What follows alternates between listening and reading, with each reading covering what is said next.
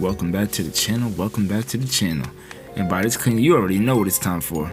Spring clean, it's time for the season of farming. So as you can see right here, I'm basically taking out my new, well, it's new, but it's really on the way. You know, it's a work in progress avocado tree. You know, you see what I'm saying? So basically, I had the avocado, took out the pit, scraped off the pit. Hey, do your research on how to do that though. Do your research, cause hey, you don't want to damage the seed if you ever plan on replicating what I'm doing here.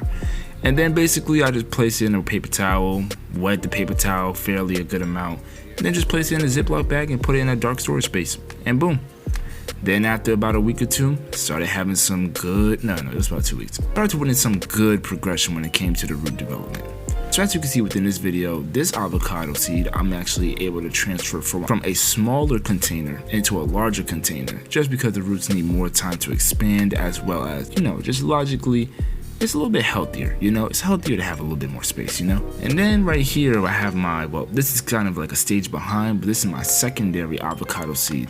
And so with this one, I'm basically going to be following the same process. You're able to see what I did basically a step before placing it within the water with the toothpicks, in which I thought stabbing is kind of crazy, and that's pretty much going to cap off this episode, honestly. So stay tuned to where I'll do more things with more fruits, we'll be diverse in what we're doing over here, And if you have any suggestions of any other fruits that I maybe should aspire to, let's say, plant this season, let me know in the comment section.